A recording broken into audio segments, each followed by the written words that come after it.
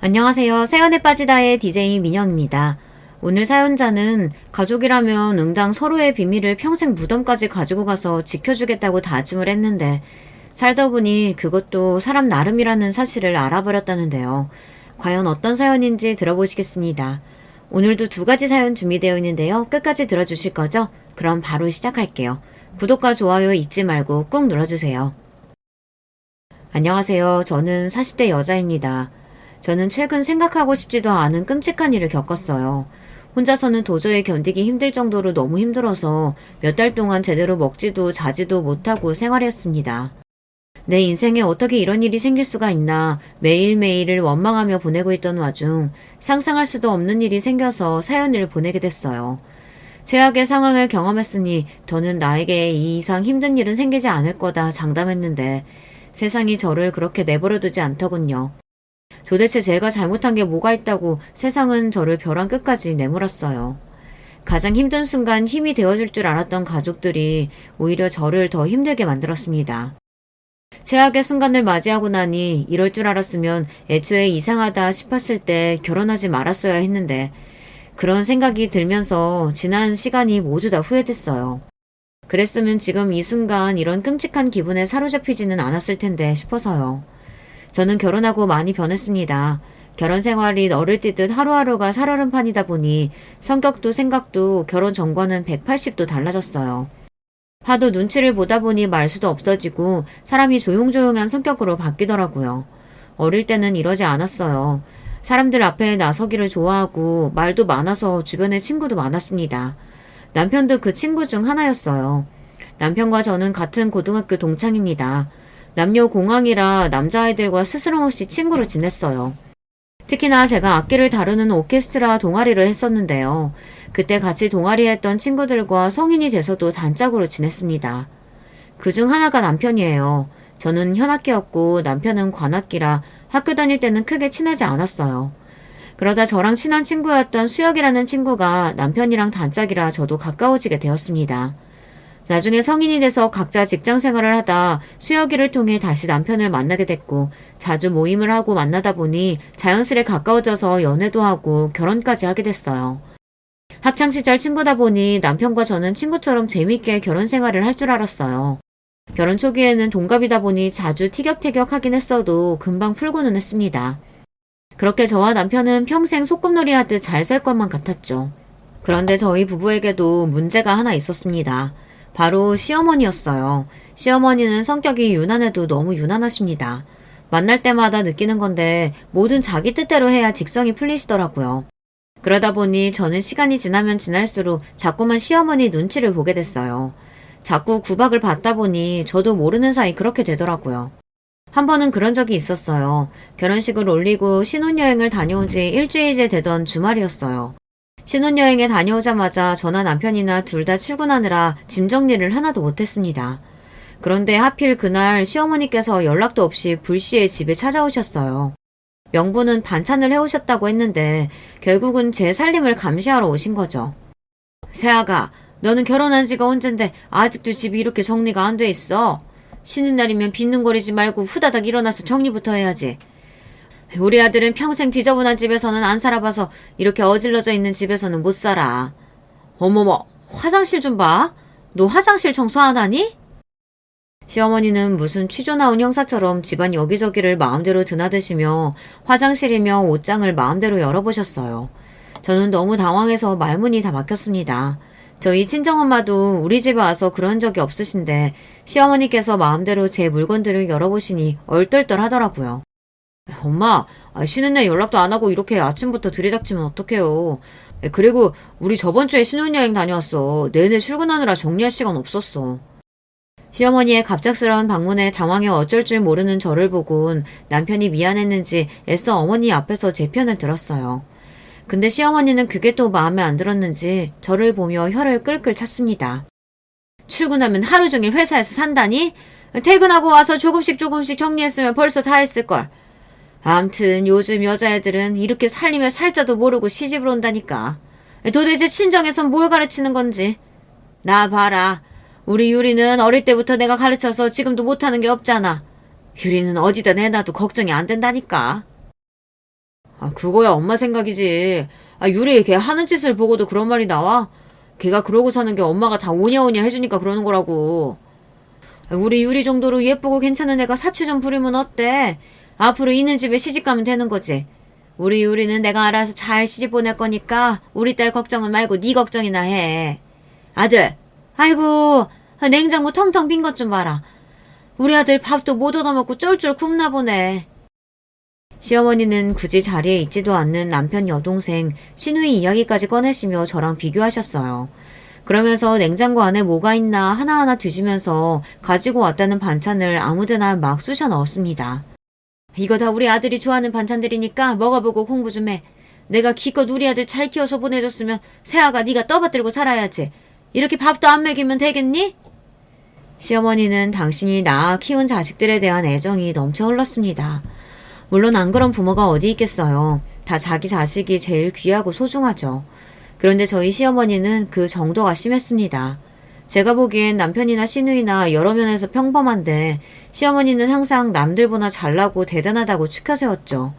며느리인 제가 거기다 대고 뭐라고 하겠어요. 그냥 그러려니 할 수밖에 없었죠. 저희가 며칠 장을 못 봤더니 냉장고가 텅텅 비었나 봐요. 오늘 안 그래도 장 봐서 넣어놓으려고 그랬어요. 남편이 연신 제 편을 들었지만 소용없었습니다. 시어머니는 제가 영 마음에 안 드시는 것 같았어요. 저는 시어머니의 마음을 얻기 위해 부지런히 노력했습니다. 그날도 신혼여행에서 사온 명품 가방을 얼른 꺼내서 시어머니에게 보여드렸어요. 아참, 어머니 샤넬 좋아한다고 하셔서 제가 신혼여행에서 돌아오면서 면세에서 사왔어요. 어떠세요? 마음에 드세요?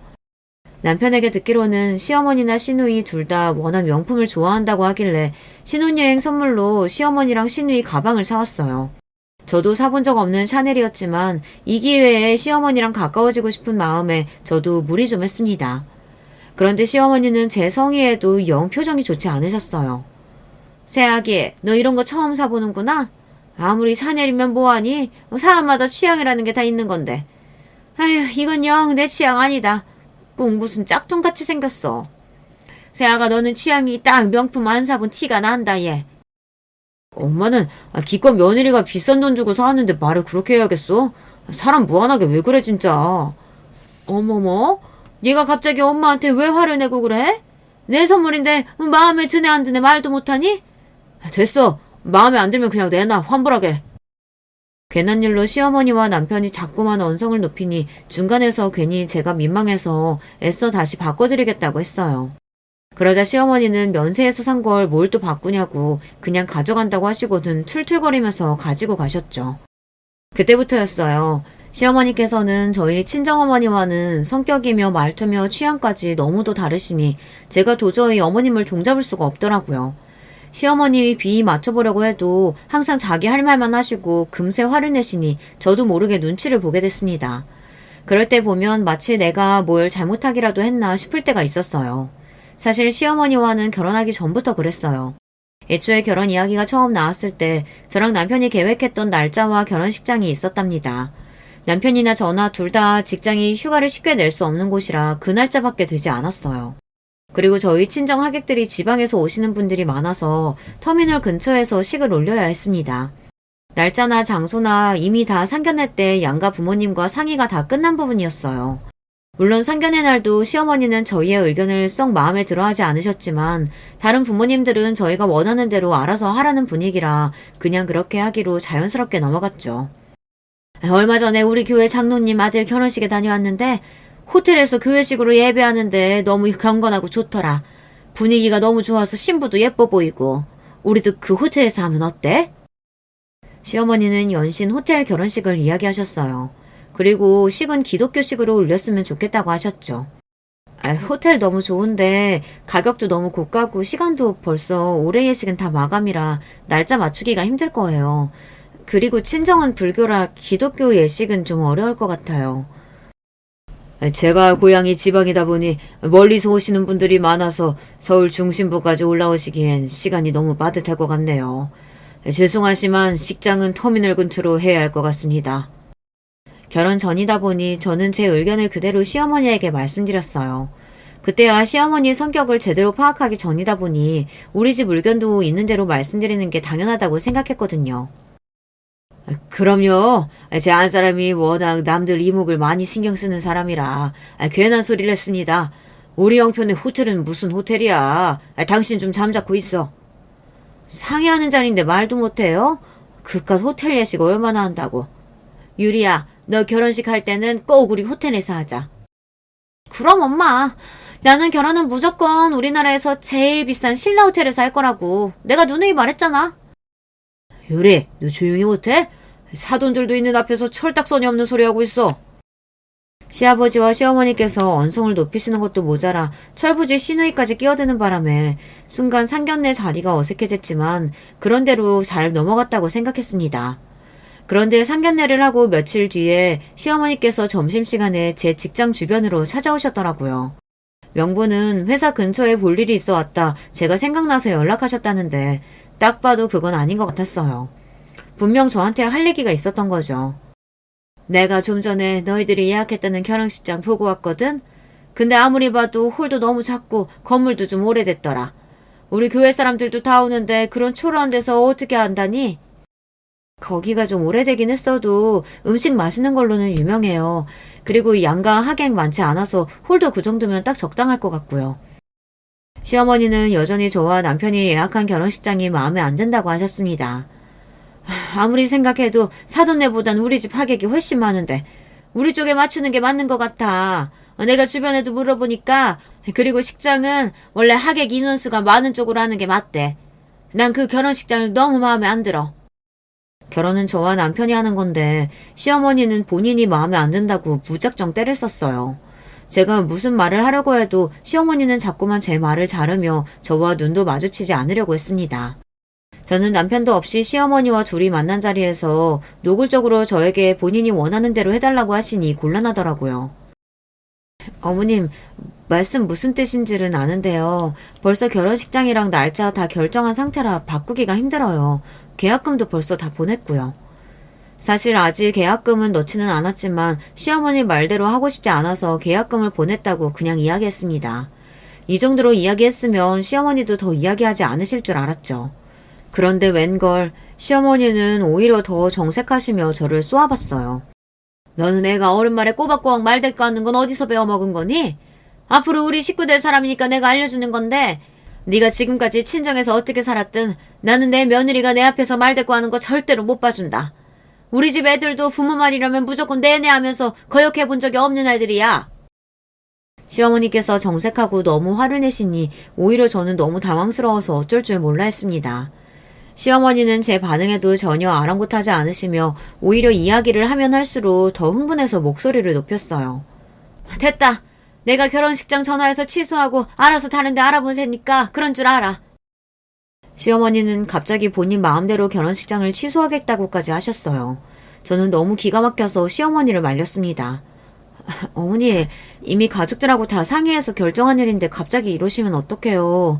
어머님께서 그렇게 마음에 안 드시면 저도 진영씨랑 다시 상의해 볼 테니까 조금만 기다려주세요. 이러다가는 정말 시어머니 마음대로 결혼식장을 취소할 것 같아 저는 애써 좋게 말렸습니다. 그러고는 그날 있었던 일을 남편과 상의했어요. 제 말에 남편은 당연히 난리가 났죠. 이미 다 결정한 일을 가지고 어머니가 왜 번복을 하냐고요. 그 이후 남편이 시아버지에게 말씀드려서 결혼식장은 원래 하기로 했던 곳으로 하게 됐지만 시어머니와는 그날 이후 어쩐지 관계가 더 어색해졌습니다. 시어머니께서 느끼기에는 제가 시어머니의 의견을 듣고도 제 마음대로 결정한 게 되어버렸으니까요. 그래서 그런 건지 시어머니는 결혼식을 올리고 나서도 저에게 쉽게 마음을 열지 않았습니다. 세상에 서로 잘 맞는 고부간이 몇이나 있겠어요. 하지만 저와 시어머니는 기본적으로 맞는 게 하나도 없었어요. 더군다나 시어머니는 저만 봤다 하면 말도 안 되는 일로 꼬투리를 잡으시고 잔소리를 하셨어요. 한 번은 이런 적도 있습니다. 결혼 초기였는데 제가 첫 아이를 임신했을 때예요. 오랜만에 시댁 식구들이랑 만나 저녁을 먹고 있었습니다. 그런데 시어머니께서 식사는 안 하시고 저 얼굴을 빤히 바라보시더라고요. 마치 제가 신기하다는 듯이요. 그래서 제가 왜 그러시냐고 음식이 입에 안 맞으시냐고 물었습니다. 그러자 시어머니께서 대뜸 하시는 말씀이 저를 무안하게 했어요. 너희 집에 가보면 냉장고 우어지고 먹을 게 하나도 없던데 너는 혼자 뭘 좋은 걸 먹고 다니길래 그렇게 살이 쪘니? 아무리 임신했어도 이제 초기인데 벌써 그렇게 살찌면 어떡해? 시어머니의 말에 순간 제 얼굴은 홍당무처럼 빨개졌습니다. 어머, 그러네? 언니 벌써 한 5kg는 쪘죠? 우리 오빠랑 사는 게 너무 좋은가 보다. 옆에 있던 시누이까지 얄밉게 말해 보태니 저도 모르게 들고 있던 수저를 내려놓았어요. 거기다가 당황해서 말문도 턱하니 막혀버리더라고요. 결혼 전에 드레스 입는다고 살 많이 빼서 그런 거지. 우리 수정이 지금이 딱 보기 좋아. 그리고 결혼하고 살은 내가 더 많이 쪘어. 수정이랑 사는 거 너무 좋아서. 후다닥 남편이 나서서 수습하려고 했지만 제 기분은 이미 상할 대로 상해 있었습니다. 제가 정말 보기 안 좋을 정도로 살이 많이 쪘으면 저도 안 그랬을 거예요. 누가 봐도 보통 체격인 저에게 시어머니랑 시누이는 툭하면 너무 많이 먹는다. 얼굴에 또 살 붙는다. 이런 말을 아무렇지 않게 했어요. 한두 번은 웃으면서 넘어갔는데 그날은 저도 기분이 많이 상하더라고요. 임신한 며느리가 밥 먹는데 바로 맞은편에서 혀까지 끌끌 차시면서 말을 하시니까요. 그동안은 저도 몰랐는데 결혼해서 살다 보니 여자들끼리도 합이 맞아야 하더라고요. 친정엄마랑 여동생이랑 만나면 맛집도 가고 디저트 카페 가는 건 기본이에요. 밥배, 디저트배 따로 있으니까요. 그리고 아무리 피곤하고 힘들어도 저도 그렇고 남편도 그렇고 꼭 삼시세끼는 챙겨 먹는 편입니다. 그런데 시어머니랑 시누이는 몸매 관리한다고 매일 요가에 필라테스를 다니는 건 기본이고 저녁은 거의 안 드세요. 먹어도 샐러드나 토마토 정도를 드십니다. 그래서 집안 행사가 있을 때도 항상 주말 점심으로 잡아야 했어요. 저녁엔 살찐다고요. 물론 시어머니나 시누이나 날씬하고 보기 좋아요. 관리하시는 것도 멋지고 부럽습니다. 그런데 본인들이 그렇게 산다고 해서 저한테까지 본인들의 생각을 강요하니 이런저런 스트레스가 저에게도 쌓였어요. 임신했다고 마음 놓고 먹었다가는 금방 70kg, 80kg 되는 거야. 그러다가 나중에 그 살 다 어떻게 빼니? 지금부터 관리해. 당신은 임신한 며느리한테 무슨 살을 빼라 그래. 나는 여자가 괜히 관리한다고 유난 떠는 것보다 못 먹는 거 없이 잘 먹는 게 더 예쁘더라. 많이 먹어라 우리 며느리. 아이고, 당신도 날씬한 여자 좋아하니까 나랑 결혼한 거 아니야? 말은 다들 저렇게 해도 세상에 뚱뚱한 여자 좋아하는 남자는 아무도 없어. 네, 살찌면 좋을 거 없죠. 저도 먹는 거 좋아하는 것만큼 운동도 하고 그래요. 그래요, 언니. 남자들이 잘 먹는 게 예쁘다, 통통한 게 좋다, 말은 그렇게 해도 다들 날씬한 여자들 보면 눈 돌아간다니까요. 제가 지금까지 만난 남자들도 다들 명품 사달라면 안 사줘도 필라테스나 요가 한다고 하면 학원 다니라고 다 알아서 돈 주고 그랬어요. 아이, 너는 그걸 자랑이라고 말하냐? 남자들이 호구냐? 네 운동하는 돈을 왜 내줘? 오빠 같은 짠돌이는 안 내주지. 나랑 만났던 애들은 다 알아서 주던데? 시댁만 오면 앉아있는 게 민망할 정도로 불편할 때가 한두 번이 아니었어요. 시어머니와 시누이와 잘 지내고 싶어도 관심사나 사고방식이 너무 다르니 가까워지고 싶어도 영원히 가까워질 수 없을 것만 같았죠. 그러던 어느 날이었어요. 주말 저녁이었는데 시어머니께서 울고불고 하시며 남편에게 전화를 하셨어요. 저녁을 먹고 치우고 있던 제가 놀라서 무슨 일이냐고 물었더니 남편도 잘은 모르겠다는데 무슨 일이 있는지 시어머니께서 우시면서 지금 당장 우리 집으로 오겠다고 하셨답니다. 저는 또 무슨 일인가 놀라서 시어머니를 기다리고 있었는데 정말 시어머니께서 눈물로 범벅이 된 얼굴로 집에 오셨어요. 거기다가 묵직한 캐리어까지 들고 오셨더라고요. 그러시더니 하시는 말씀이 당장 시아버지와 이혼하겠답니다. 내가 자존심 상해서 더는 너희 아버지랑 못 살겠어. 교회 사람들이랑 다 모여서 밥 먹는데 사람을 바보 취급해도 요분 수가 있지. 사람들 앞에서 나더러 하는 거 없이 펑펑 돈 쓰면서 사는 된장녀라고 하는 거야. 주말마다 교회 분들이랑 모여서 식사를 하시는데 그 자리에서 시아버지께서 술이 좀 취해서 시어머니를 무시하는 말을 하셨나 봐요. 평소 가족들과 있을 때도 간혹 시아버지께서 술이 좀 과하시면 시어머니 험담을 늘어놓으시긴 했는데 남들 앞에서 그러시는 건 처음이라 시어머니도 화가 나실만 했죠. 사실 시아버지께서 시어머니에게 평소에도 불만이 많아요. 시아버지는 70이 넘은 지금도 시장에서 장사를 하십니다. 시아버지께서는 젊어서 안 해본 장사가 없다고 하시더라고요. 남편 어릴 때는 정육점도 하셨고 남편이 학교 다닐 때는 학교 앞 작은 슈퍼도 하시다가 남편이 대학에 들어가고 나선 슈퍼를 정리하시고 물건 배달하는 일을 오래 하셨어요. 남편 이야기를 듣다 보면 시아버지는 한 번도 쉬신 적이 없이 가족들을 위해 성실하게 사신 가장이 맞는데 시어머니에게 들으면 그렇지가 않아요. 시어머니는 평생 가정주부로 살면서 시아버지를 내조하셨는데 시아버지께서 넉넉하게 생활비를 주지 않았다고 불만이 많으십니다. 평생 나한테 해준 것도 없으면서 나한테 매일 사치 부린다고 잔소리하는 것도 참고 살았는데 이제는 하다 나한테 된장녀라고 그러잖아. 나 이제 더는 너희 아버지랑 못 살겠어. 내가 이혼하자고 위자료 달라 했더니 나더러 한 게 없다고 위자료 하나도 못 준대. 그게 인간이니? 나 하루도 너희 아빠랑 못 사니까 너희들이 나 당장 방이라도 하나 구하게 돈 좀 주라. 시어머니의 일방적인 하소연을 1시간 넘게 듣다가 뜬금없이 저희더러 돈을 내놓으라는 말에 저는 놀라서 눈이 휘둥그레졌어요. 유리도 데리고 나와서 살아야 하니까 적어도 20평은 돼야 돼. 요즘 20평대 월세 보증금이 얼마나 하니? 한 1억이면 되나? 그래, 너희 둘 다 직장 탄탄하니까 대출 잘 나오지? 둘이 대출 좀 받아서 1억 좀 만들어봐. 엄마가 아빠한테 위자료 받으면 줄게. 저는 살다 이런 경우는 또 처음 봅니다. 부부싸움하고 집 나온 시어머니가 아들 며느리더러 월세 보증금을 내놓으라네요. 저는 황당해서 헛웃음이 다 튀어나왔어요.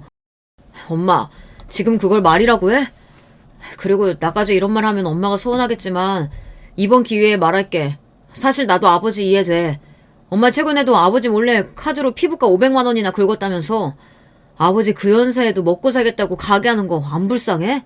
그 돈으로 피부과 가고 싶냐고. 남편이 창피해서 저한테 말은 안 했다는데 시아버지께서도 된장년이 뭐니 하실 만한 했더라고요. 알고 보니 최근에 시어머니께서 피부과 시술을 멋대로 500만 원이나 결제하고 오셨대요. 그거야. 그나마 원장이 우리 교회 사람이라 뮤리랑 나랑 둘이 해가지고 500에 싸게 해준 거야. 싸고 비싸고를 떠나서 엄마 500 있어? 돈도 없으면서 마음대로 카드 긁고 다니면 어떡해. 아버지도 이제 늙었어. 노후 준비해야 하는데 엄마가 툭하면 돈만 쓰고 다니니까 얼마나 힘들겠어. 이래서 아들 놈은 키워봐야 소용없다니까. 항상 아버지 편이지. 너 나 돈 주기 싫어서 그렇지? 됐어. 내가 너한테 뭘 바라냐? 어머니 지금 너무 흥분하신 것 같은데 흥분 좀 가라앉히시고 오늘은 늦었으니까 이만 주무세요. 내일 다시 이야기해요.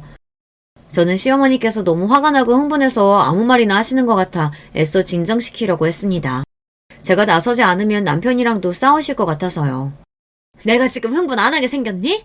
너는 착하고 자상한 남편이랑 살아서 몰라서 그래. 너희 시아버지 같은 이기적인 인간이랑 살면 이혼 생각을 안 할 수가 없다니까. 시어머니는 그 이후로도 종일 화를 내시며 당장이라도 이혼하고 싶다고 난리였어요. 남편이 그만 좀 하라고 며느리 앞에서 창피하지도 않냐고 그만 잘하고 했습니다. 남편이 시어머니 이부자리를 봐주러 방에 들어가자 시어머니께서 갑자기 저에게 슬쩍 다가오셨어요. 그러더니 제 귀에 다가와서 소곤거리며 하시는 말이 저더러 남편 몰래 숨겨둔 비상금이 없냐입니다. 너는 결혼하고 지금까지 계속 일했으니까 너 버는 거 따로 모아뒀을 거 아니야. 그거 얼마나 되니? 그래도 몇 천은 있지? 그거 나 좀 빌려줘. 내가 나중에 너희 시아버지한테 받아서 다 줄 테니까. 시어머니는 정말이지 답이 없었습니다. 혹여나 남편이 들을까봐 저에게 작게 이야기하시는데 그 모습이 뻔뻔해도 너무 뻔뻔해 보이더라고요. 어머니, 저희도 전세 살면서 애 키우느라 돈 못 모아요. 제가 돈이 어디 있겠어요. 저도 자식으로서 이런 말 하고 싶진 않지만 시어머니가 얄미워도 너무 얄밉더라고요. 결혼하고 지금까지 시댁에서 도와주신 거라고는 결혼할 때 전세금에 보태라고 시아버지께서 3천만 원 주신 게 다예요. 나머지는 다 저와 남편이 모아둔 돈으로 하고 나머지는 대출받았습니다. 저라고 어린애 키우면서 일까지 하고 싶었겠어요. 한 푼이라도 더 벌려고 애 돌 지나자마자 어린이집에 맡기고 맞벌이 하느라 정신이 없는데 저더러 모아둔 돈 있으면 달라고 하니 기가 막히더라고요. 아휴, 너는 도대체 살림을 어떻게 하길래 맞벌이 하면서 몇 천도 없니? 너 설마 나 주기 싫어서 거짓말하는 거 아니지? 제가 그런 거짓말을 왜 해요. 어머니 어차피 일도 안 하시는데 집 나와서 사시면 뭐 먹고 사시려고요? 시어머니 하시는 행동이 너무 어이가 없다 보니 저도 모르게 한심해서 자꾸 한숨이 다 나오더군요. 집에만 있으면 뭐래요. 시어머니는 일해본 적이 없으니 수입도 없고 시누이는 무용학원에서 애들 가르치는데 월급도 얼마 안 되거든요. 그럼 둘이 나가서 도대체 어떻게 살겠다는 건지 이해가 안 됐어요. 내가 뭐 너희 시아버지 없다고 못 사니? 자식이 둘이나 있는데 당연히 너희가 알아서 먹여 살려야지. 와, 정말 입이 떡 벌어졌습니다. 저희 친정부모님은 저희 사는 거 보면 안쓰러워서 어떻게 하면 도와주실 수 있을까 매일 걱정하는데 시어머니는 같은 부모인데도 어쩜 저렇게 다를 수가 있을까요? 지금까지 남편 등골 빼고 사신 것도 모자라서 이제 아들한테까지 빨대 꽂으시려고 하는 모습이 미워도 너무 미웠습니다. 저는 그날 하루 시어머니를 모시고 자는 것도 너무 힘들었습니다. 다음날 출근도 해야 하는데 시어머니가 우리 집에 있다고 생각하면 너무 불편할 것 같았어요. 저는 다음날 새벽 일어나자마자 시아버지에게 전화를 했어요. 시어머니께서 우리 집에 와 계신다고 이야기했습니다. 그러자 곧바로 시아버지께서 새벽 시장을 가시다 말고 우리 집에 들러 시어머니를 데리고 가셨어요. 이 옆에 내가 이제 하다하다 아들 며느리까지 힘들게 해. 당장 안 나와? 된장녀라고 욕할 땐 언제고 나오라 말라야. 나한테 당장 사과해. 안 그러면 나 진짜 당신하고 이혼할 거야. 에휴, 지긋지긋한 옆였네. 내가 당신이랑 이혼하려고 했으면 20년 전에 진작 이혼했어. 빨리 안 나와? 남들은 자식들이 싸워서 이혼한 애 만회한다는데 저희 시댁은 시부모님께서 사내 못 사내 하시니 참으로 아이러니했습니다. 시어머니도 어차피 방법이 없으니 못 이기는 척 시아버지를 따라가셨어요. 시어머니는 그 와중에도 시아버지를 쫓아가시면서 저희에게 언제 또 올 줄 모르니 대출 좀 알아보라고 하셨습니다. 정말 대단하신 시어머님이에요. 자식보다 언제나 본인 상황이 제일 중요한 분이셨죠. 그러던 어느 날이었습니다. 제 인생에서 가장 씻을 수 없을 정도의 크나큰 사건이 벌어졌어요. 친정 부모님은 평생 성실하게 사시던 분들이었습니다. 부모님 두 분 다 어려서부터 넉넉지 않은 환경에서 자라와서 저와 동생에게는 부족할 것 없이 풍족하게 해주시려고 노력하셨어요. 저와 동생이 둘 다 결혼하면서 독립한 이후에는 부모님 두 분이 홀가분한 마음으로 여행도 자주 다니시고 함께 취미생활을 즐기시면서 여유로운 노후를 즐기고 사시고 계셨습니다. 그런데 그 행복은 오래가지 않았어요. 부모님 두 분이 함께 저녁을 드시고 산책을 갔다 그만 사고를 당해 돌아가시고 말았습니다. 교통사고였는데 운전자가 음주운전 상태로 도로를 질주하다 인도를 걸어가고 있던 부모님을 치는 사고를 낸 거죠. 부모님은 두 분 다 그 자리에서 돌아가셨어요. 저는 하루아침에 부모님 두 분을 모두 다 잃었습니다. 그때의 슬픔은 도저히 말로 표현할 수가 없어요. 사고가 났다는 전화를 받고 동생과 응급실로 달려가 부모님 시신을 수습하고 장례를 치를 때까지도 기억이 드문드문 날 정도로 기억이 없습니다. 마치 일주일 동안 내내 꿈을 꾸고 있는 것 같았어요. 남편과 아이들이 옆에서 계속 이야기를 하는데 저는 아무런 대꾸도 할 수가 없었어요. 그 당시에 남편이 없었다면 저는 아무것도 하지 못했을 거예요. 명색이 첫째이고 장녀인데 저조차 몸도 가누질 못해서 동생을 위로할 수도 없었는데 남편이 옆에서 저와 동생 그리고 아이들까지 혼자 다 챙기면서 장례까지 치렀어요. 남편에게 미안해서라도 제가 정신을 차려야 하는데 생각지도 못한 순간에 부모님 두 분을 다 잃고 나니 한동안은 말을 하는 것도 힘들 정도로 몸에 힘이 들어가질 않더라고요. 그로부터 반년은 아무것도 안 하고 집에만 있었습니다. 회사까지 그만두고 집에서 아이와 남편하고만 있었어요. 그때는 정말 사람도 만나기 싫고 아무것도 하기가 싫더라고요. 아이와 남편이 제 걱정을 많이 하는 게 느껴져서 점차 괜찮아지는 척 연기는 했지만 마음만은 하루에도 12번씩 가슴이 철렁하고 내려앉았어요. 부모님을 떠올리기만 해도 갑자기 눈물이 왈칵 쏟아지고 눈앞이 까마득해지기도 했어요. 그러던 중 제가 반년 만에 집 밖으로 나오게 된 계기가 있었어요. 시댁에 생각지도 못한 일이 생겼습니다. 신혜이가 결혼하겠다고 상견례를 한다고 하더라고요. 저야 몸도 마음도 힘든 시기였지만 신우이에게는 축하할 일이 생긴 거니 저는 애써 기운 차리고 신우이를 축하해주기로 했어요. 그런데 신우이가 상견례를 하기 전에 저와 남편에게 결혼할 사람을 먼저 소개하고 싶다며 자리를 만들었더라고요. 저는 아직 사람을 만나기 어려운 상태이긴 했지만 신우이의 제안을 거절하기는 어려워서 신우이의 말대로 남편과 먼저 신우이와 결혼할 사람을 만나기로 했습니다. 저와 남편은 아이를 시댁에 맡기고 신우이와 약속한 장소로 나갔습니다. 그런데 그 자리에서 저와 남편은 너무 놀라고 말았어요. 글쎄 신우이가 결혼하겠다고 소개한 상대가 저와 남편 둘 다 아는 사람이더라고요. 바로 저와 남편의 고등학교 동창인 친구 수혁이었어요. 저와 남편과 함께 고등학교 시절 내내 함께 동아리했던 친구요. 저와 남편은 신기하면서도 이 상황이 놀라웠습니다. 결혼 전에 셋이 자주 보기는 했었는데 저희가 결혼하고 애 낳고 나서는 각자 살기 바빠서 몇 년 동안 못 보고 살았거든요. 그런데 어느새 수혁이와 신우이가 만나서 연애를 하고 있었다고 하니 저희는 신기할 따름이었습니다. 와 대박. 이게 도대체 무슨 일이야? 둘이 언제부터 만나고 있던 거야? 사실 네 동생이라 그 전부터 알고 있긴 했었는데 본격적으로 만나기 시작한 건 얼마 안 됐어. 어머, 사귀고 있었으면 진작 말을 했어야지. 어떻게 결혼 이야기 나올 때까지 비밀로 할 수가 있니? 둘 다 너무 앙큼하다. 나도 너희한테 빨리 이야기하고 싶었지. 근데 너희 부모님 일도 있고 한데 그런 이야기가 미안하더라고. 수혁이와 신우이는 서로 알고만 지내다가 얼마 전에 우연히 만나게 돼서 연애를 시작했다고 하더라고요. 그런데 저희 부모님 사고와 저와 남편이 어느 때보다 힘든 시기를 보내고 있던 터라 둘이 사귀고 있다는 말을 하기가 어려웠다네요. 그랬구나. 하긴 그때 이야기했으면 정신없어서 제대로 축하도 못 해줬을 거야. 정말 축하해. 둘이 잘 어울려. 아, 나도 뭐 축하하긴 한데 수혁이 너 진짜 내 동생 감당 가능하겠냐? 얘 내 동생이지만 낭비벽 장난 아닌데. 절대 반품 안 되니까 나중에 후회하지 마라. 오빠는 무슨 그런 소리래. 수혁이 오빠가 진짠 줄 알겠다. 식사 자리에서야 수혁이와 신우이에게 축하한다고 결혼해서도 잘 살라고 이야기했지만 사실 저나 남편이나 걱정되기는 했습니다. 수혁이는 고등학교 때부터 봐온 친구예요. 수혁이는 뭐 하나 빠지는 게 없는 엄친아로 학교에서도 유명했어요.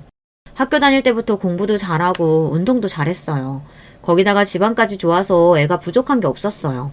학교 다닐 때부터 인기도 많아서 소개해달라는 여자친구들도 많았습니다.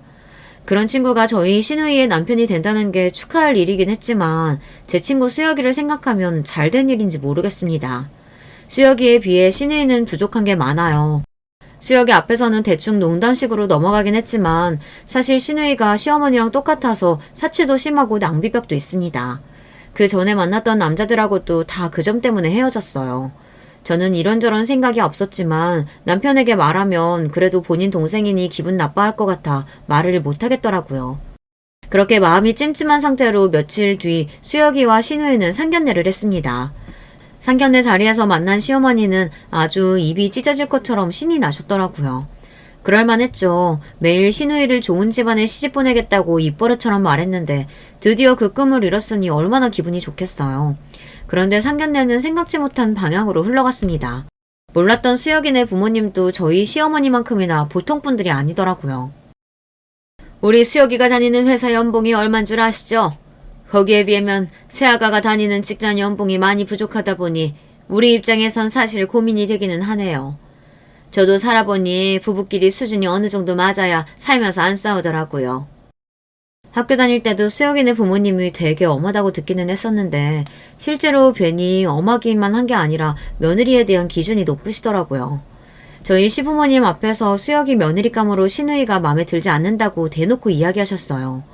수혁이 부모님의 반응에 저도 놀라기는 했지만 솔직한 심정으로는 좀 고소하기도 했습니다. 시어머니께서 지금까지 저에게 하신 게 있으니까요. 당신 딸도 본인이 며느리에게 한 것과 똑같이 당하는 기분이 어떠실지 궁금할 정도였죠. 어머, 사돈, 무슨 그런 걱정을 하세요. 우리 요리가 나이는 어려도 살림이 얼마나 기가 막히게 잘하는지 몰라요. 김서방 정도 능력이면 여자가 집에서 차분히 내전만 잘해도 그게 더 이익이죠. 시어머니의 반응에 저는 하마터면 웃어버릴 뻔했습니다. 제 앞에서는 매일 신우이만한 애가 없다고 어디 내놔도 이런 1등 신부감이 없다고 하시더니만 수혁이 부모님께서 대놓고 신우이를 무시하시는데도 그 앞에서는 찍소리도 못하고 결국은 내세운 게 살림을 잘한다는 거더군요. 시어머니의 의외의 모습에 그렇게까지 해서라도 딸을 부잣집에 시집 보내고 싶은 거구나 이런 생각이 들었어요. 그것도 일리가 있기는 있네요. 우리 수혁이가 일은 잘해도 집안일은 영 재주가 없으니 집에서 내조 잘하는 며느리도 좋죠.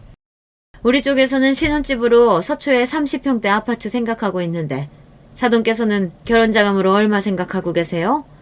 제 생각으로는 못해도 혼수로 3억 정도는 해주시면 좋겠는데. 순간 상견례 자리에 있던 모두가 놀라 눈이 휘둥그레졌습니다. 수혁이네 집이 잘 사는 집인 줄은 알았지만 이 정도일 줄은 몰랐어요. 신혼집으로 20억짜리 아파트를 해줄 테니 혼수로 3억 정도는 준비하라고 대놓고 이야기하시더라고요. 저와 남편은 상견례가 끝나고 나올 때까지 입이 다물어지지 않았습니다. 저희 결혼할 때랑은 문화가 달라진 건지 아니면 있는 집 자식은 원래 다들 저렇게 결혼하는 건가 싶더라고요. 순간 친구 수혁이에게 거리감이 느껴졌습니다. 남편은 상견례가 끝나고 집에 오는 내내 걱정했어요. 시댁에 돈이라고는 다 모아도 돈 몇천도 없을 텐데 무슨 수로 3억을 만드냐고요. 에이 설마 진짜 정말 살목을 다해오라고 하시겠어? 없다고 하면 수혁이 부모님도 이해해 주시겠지. 수혁이가 문제가 아니라 우리 엄마가 문제지. 돈도 없으면서 괜히 수혁이네 집에 안 꿀리겠다고 무리해서 어디 사채라도 쓸까봐 그래. 듣고 보니 남편 말이 일리가 있었습니다. 평소 시어머니의 행동으로 보면 그러고도 남을 뿐이에요. 없어도 남의 이몽이나 자존심을 굉장히 따지시는 분이니 그러고도 남을 뿐이었죠. 저는 남편에게 신신당부했습니다. 미리 어머님께 이야기해서 3억은 무리니 가능한 선에서 준비하겠다고 사돈댁에 얘기하라고요.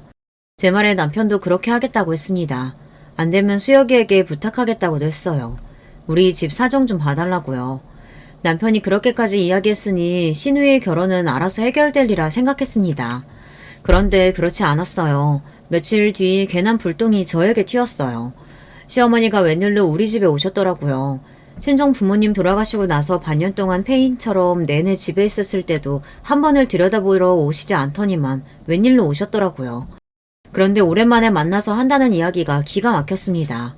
저는 시어머니의 말에 두 귀를 의심했어요. 제가 잘못 들었나 해서요. 내가 듣기로 너희 친정부모님 돌아가시고 보상금 꽤 받았다고 들었는데 그게 한 5억이라 했나? 그 중에 3억만 좀 나 줘라. 그 돈 네 시누이 결혼할 때 보태게. 사람이 너무 기가 막히고 황당하면 온몸에 소름이 돋더라고요. 저는 시어머니의 개똥 같은 말을 들은 순간 온몸에 소름이 돋고 입이 쩍하고 벌어졌습니다. 이게 현실이 맞나 싶어서요. 어머님, 지금 그걸 말이라고 하세요? 그 돈이 어떤 돈인지 모르고 지금 저한테 그런 소리 하시는 거예요? 사람이 얼마나 어이없고 황당하면 말을 다 버벅거리게 되더라고요. 거기다가 더 기가 막힌 건 그 다음 말이었어요. 그 돈이 무슨 돈이긴 무슨 돈이야. 그냥 돈이지. 너희 부모님 돌아가셨을 때 하도 네가 유난을 떨어서 내가 말을 못했는데 사람은 원래 다 죽는 거야. 살다 보면 호상도 있고 그런 개죽음도 있는 거지 뭐. 뭐 그런 거 가지고 몇 개월씩이나 죽상을 하고 있냐? 죽은 사람은 죽은 사람이고 산 사람은 살아야지. 네가 진짜 우리 집 며느리라면 이럴 때 도와줘야 진짜 가족이 되는 거야. 그러니까 덜도 말고 딱 3억만 줘. 가만 보면 시어머니는 생각이라는 게 없는 사람인 것 같아요. 그러지 않고서야 저한테 저런 말을 할 수가 없습니다. 어머니, 지금 개죽음이라고 하셨어요? 우리 부모님 돌아가신 게 개죽음이라고 하셨냐고요? 저는 도저히 참을 수 없어서 얼굴이 눈물을 범벅된 채 시어머니에게 울분을 토해냈습니다. 그러자 시어머니는 오히려 그런 제가 더 이해가 안 된다는 듯 오히려 저를 향해 눈을 흘겼어요. 어머머, 얘 시어머니 쳐다보는 눈 좀 봐. 그깟 3억 주는 게 그렇게 아까워? 아유, 치사해서 정말 됐다 됐어. 우리 유리 시집 못 가면 다 너 때문인 줄 알아. 그깟 3억이요? 어머님은 그깟 3억도 없어서 며느리한테 구걸하러 오신 주제에 그런 말이 나오세요? 저는 시어머니라면 이제 치가 떨렸습니다. 저 뻔뻔하고 재수없는 낯짝은 이제 더는 보고 싶지 않았어요. 그때였습니다. 저 말이 심히 거슬렸는지 시어머니가 저에게 갑자기 달려들더라고요. 뭐야? 구걸? 너 지금 말 다 했어? 이게 어디 시어머니한테 그딴 소리를 짓거리고 있어? 네가 맞아야 정신 차리지? 순식간에 저에게 달려든 시어머니는 제 뺨을 세게 갈겼습니다. 순간 간신히 붙잡고 있던 이성의 끈이 빠지지 끊어졌어요. 저는 생각할 틈도 없이 그대로 제 핸드폰을 들었습니다. 그리고 어디론가 급하게 전화를 걸었어요. 너 지금 나랑 얘기하다 어디다 전화 거는 거야? 이게 맞아도 정신을 못 차리지. 너 빨리 3억 안 내놔? 시어머니는 드디어 자신의 바닥을 그대로 드러냈습니다. 제 뺨을 때린 것도 모자라 제게 돈을 내놓으라고 소리를 치더군요. 저는 시어머니가 무슨 소리를 하든 아랑곳하지 않고 전화를 걸었습니다. 수혁아, 나야. 내가 너한테 이 이야기 해야 하나 말아야 하나 많이 고민했는데 내가 진짜 네 친구라면 이야기해주는 게 맞는 것 같아. 사실 우리 시누이 말이야. 20대 초반에 한 번 결혼했었어. 식도 올리고 반년 넘게 같이 살다가 남자가 시누이 돈 쓰는 거에 질려서 헤어지자고 해서 헤어졌는데 혼인신고는 안 했다고 마치 결혼한 적 없는 사람인 것처럼 처녀 행세하고 살더라. 그랬습니다. 시누이에게는 지난 10년 동안 숨기고 있던 비밀이 있었어요. 10년 전에 못 모를 때 외국 여행 중 만난 남자와 둘이 좋아서 식을 올렸어요. 시어머니는 그 결혼을 반대했었는데 시누이가 우겨서 양가 가족들만 모아놓고 식을 올렸습니다. 그런데 같이 산 지 반년도 안 되어서 남자가 도저히 시누이랑 못 살겠다고 원래 본인이 살던 나라로 돌아갔어요. 이유는 뻔했죠. 시누이가 일도 안 하고 집에서 펑펑 놀면서 한 달에 카드값을 몇백씩 써대니 감당이 안 됐던 거예요. 그때도 기가 막혔던 게 시어머니와 시누이는 혼인신고도 안 하고 살았으니 마치 아무 일도 없었던 것처럼 사람들 앞에서 처녀 행세를 하더라고요. 시누이는 그 이후에도 몇 번 연애를 했었는데 남자를 만날 때마다 그 일에 대해서 일절 이야기를 안 하더라고요. 그때는 저도 저와 상관없는 일이니 굳이 나서지 않았어요. 하지만 이제는 아닙니다. 시어머니라는 사람을 도저히 봐줄 수가 없어요. 저야 어쩔 수 없이 남편과 자식 보면서 살고는 있지만 수혁이까지 이런 악의 구렁텅이에 빠지게 둘 수는 없었습니다. 너 설마 지금 김서방한테 전화한 거야? 너 미쳤어? 제가 수혁이에게 모든 진실을 다 말하고 나자 시어머니는 노발대발 난리가 났습니다. 제 핸드폰을 뺏으려고 저에게 달려들었어요. 저는 시어머니 하는 짓이 너무 꼴보기 싫어서 제 핸드폰을 높이 들며 시어머니를 밀어버렸습니다. 그런데 그때였어요. 핸드폰 너머로 수혁이가 저에게 만나서 이야기를 나누자고 했습니다. 저도 웬만하면 시누이가 수혁이와 결혼하게 그냥 두려고 했어요. 결혼이라는 게 둘이 좋아서 하는 일인데 제가 아무리 친구라도 참견하는 게 맞지 않는 것 같아서요. 하지만 시어머니께서 하다 이제 절대 넘지 말아야 할 선까지 넘어버리시니 바보처럼 가만히 참고 있을 수가 없었습니다. 저는 곧바로 수혁이를 만나 제가 아는 시누이의 이야기를 다 했어요. 그리고 며칠 뒤 시누이와 수혁이는 파혼했습니다.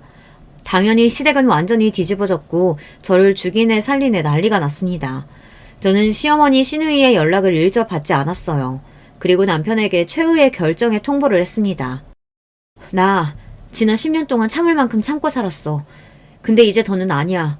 시어머니하고 연 끊고 살 거니까 이런 나 이해 못하면 당신하고도 이혼할 거야. 당신이 선택해. 남편과 이혼하겠다는 말은 진심은 아니었지만 어쩔 수 없었어요. 앞으로도 남편과 가정을 이끌어가기 위해서는 시어머니와의 인연을 끊어야만 제가 살 수 있으니까요. 남편은 제 말에 한숨을 크게 내쉬었지만 시어머니께서 저에게 저지른 만행을 알고 있으니 더 말은 안 하더라고요. 당신 말 이해해. 하지만 난 당신이랑 이혼 못해. 그렇다고 나는 우리 어머니랑 천륜인데 끊고 살 수는 없잖아. 남편은 극단적인 상황에 많이 힘들어했습니다. 그리고 얼마 뒤 추석에는 남편만 시댁에 갔어요. 시부모님은 무슨 이런 경우가 있냐고 난리를 치셨다지만 저는 제 생각을 바꿀 생각이 없어요. 절대 앞으로도 평생 시어머니를 볼 생각이 없습니다. 시누이도 마찬가지고요. 그로부터 1년이 다 되어가네요. 저는 지난 1년 동안 시댁과는 인연을 끊은 채 잘 살고 있습니다. 시댁에 무슨 일이 있으면 남편만 가요. 남편이 애들이라도 데리고 갔다 오겠다고 하지만 애들도 제가 할머니를 싫어한다는 걸 알다 보니 안 가겠다고 하더라고요. 남편도 이제는 적응이 돼서 차라리 저 없이 혼자 가는 게 편하답니다. 시어머니고 시누이고 이상한 소리를 해도 본인은 한 귀로 흘려버리면 그만이라고요. 하지만 시아버지께서는 종종 연락이 오세요. 가족끼리 어떻게 평생 안 보고 사냐고, 손주들도 보고 싶으니 이만 용서하고 남편이랑 같이 오라고요.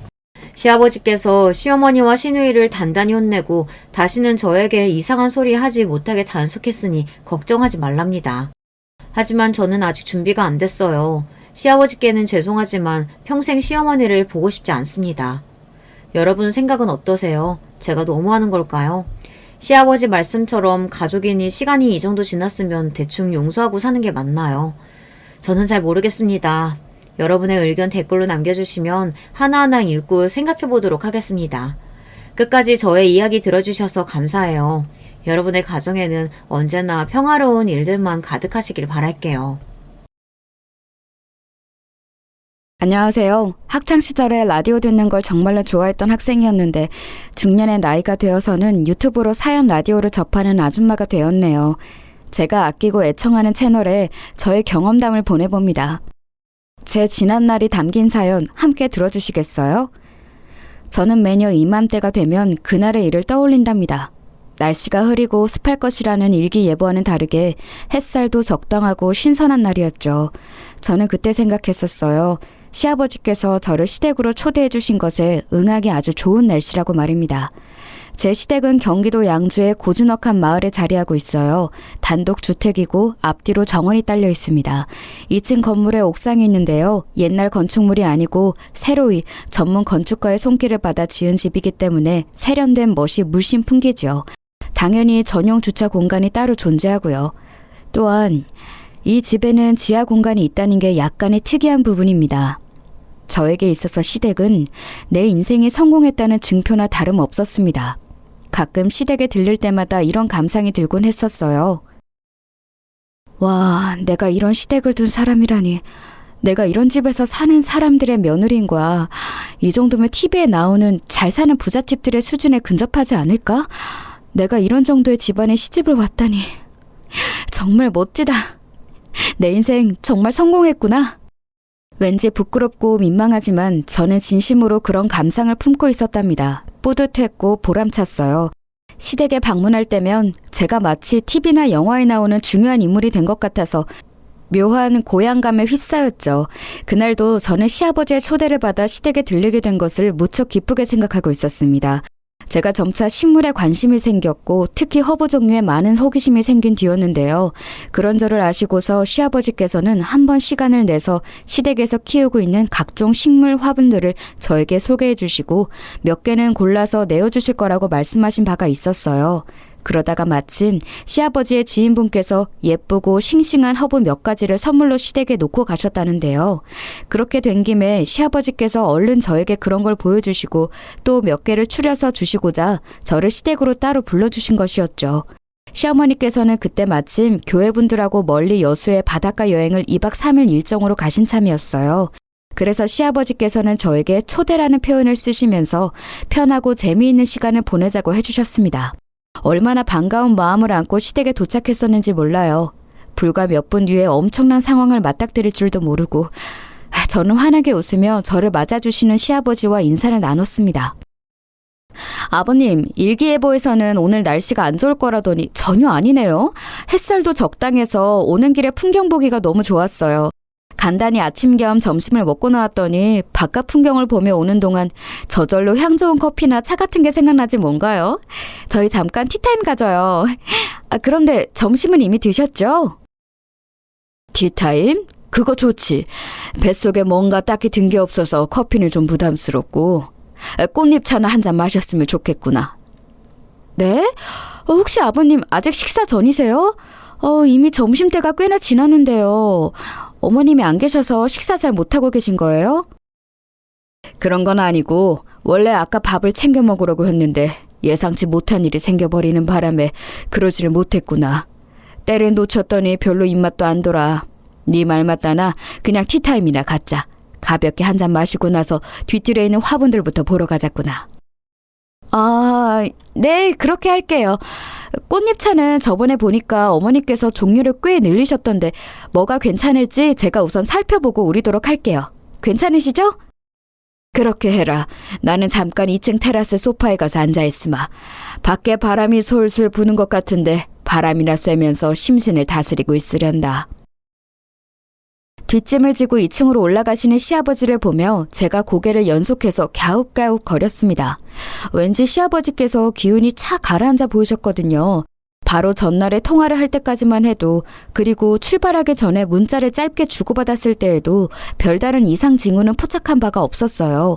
그런데 어딘가 가라앉아 보이는 시아버지의 안색하며 뭔가 수심이 짙으신 듯 바람을 쐬겠다고 하시는 것까지 왠지 이상했어요.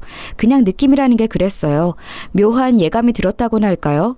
저는 시어머니께서 정리해 놓으신 꽃잎차들을 살펴보다가 은은한 향이 나는 한 가지를 골라냈고 전용 다도 용기를 찾기 시작했어요. 이것에 딱 걸맞은 용품이 있었다는 게 떠올랐거든요. 살림은 죄다 어머니께서 혼자 도맡아 하시고 그도 아니면 도우미 이모님께서 종종 하시니까 나는 뭐가 어디에 있는지 정확히 위치를 아는 게 없네. 이제 보니까 어머니께서 늘 부엌에 계셨고 나는 잡일만 거들어 왔구나. 찾는 게 금방 눈에 안 들어와서 꽤 헤매게 되는 동안 자연스레 그런 생각이 들더라고요. 한숨을 내쉬던 저는 무의식적으로 부엌 옆 공간으로 발걸음을 옮겼다가 약간 이상한 소음을 듣게 되었어요. 아주 어렴풋이 제 귓가에 닿은 소음은 언뜻 사람 목소리 같기도 하고 헷갈렸습니다. 아주 찰나에 들었던 거라서 저는 별로 신경을 안 쓰려고 했어요. 그런데 또다시 미묘한 어떤 소음이 들려오는 거예요. 이제는 아예 무시를 할 수가 없어져서 저는 그 소리가 들려왔던 방향대로 가보았어요.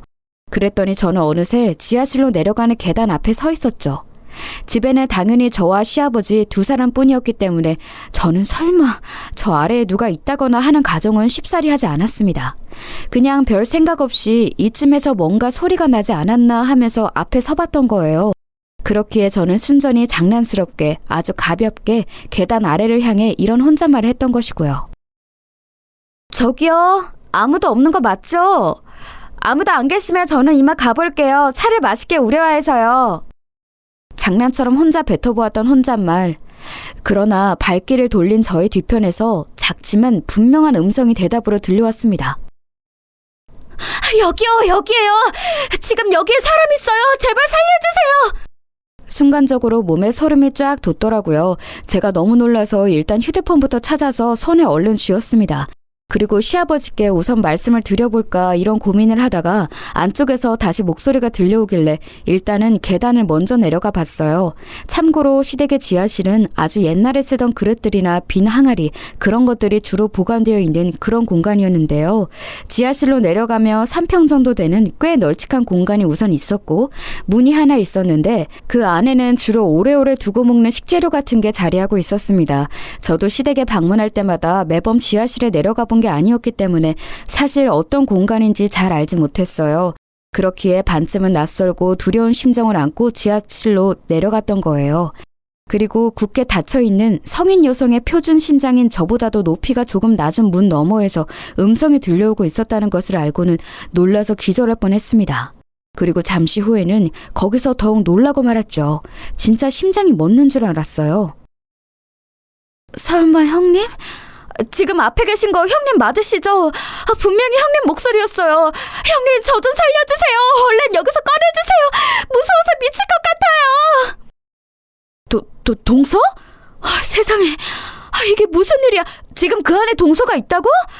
이건 창고니까 당연히 밖에서 잠그는 문인데 그 안에 동서가 어쩌다가 갇힌 거야?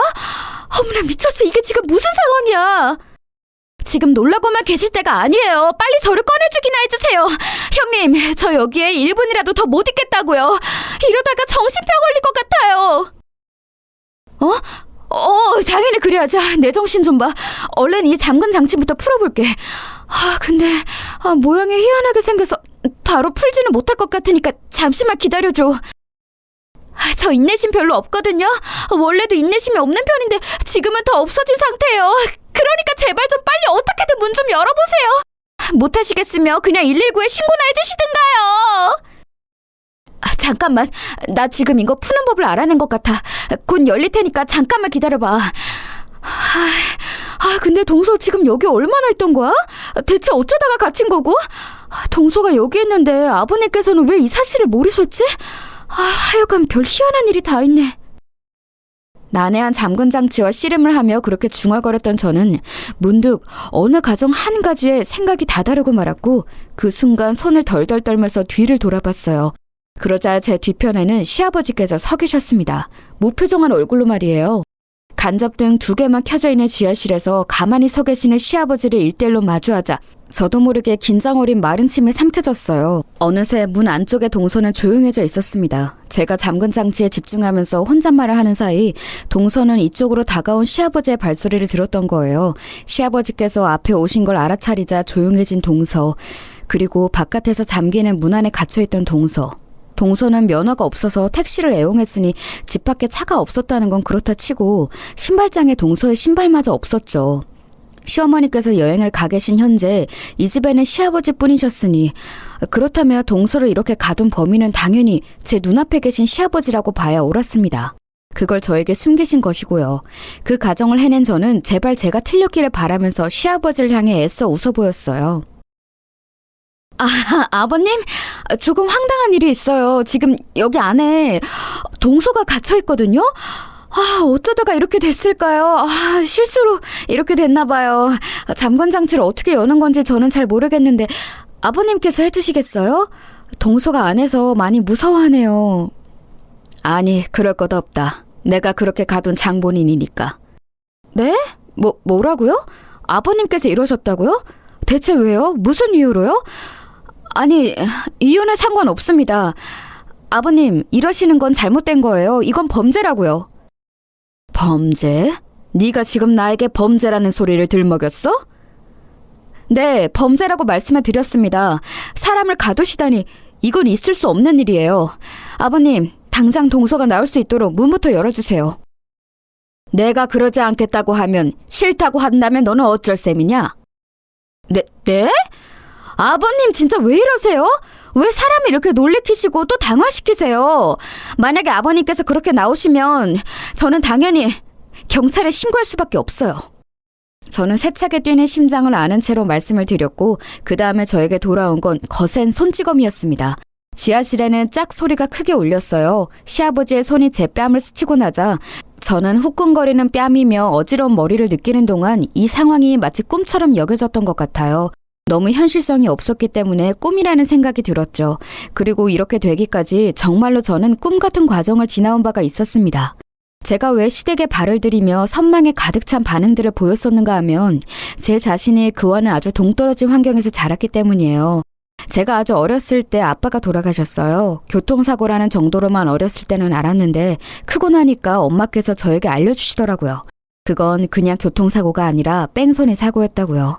알고 나자 세상이 원망스러웠습니다.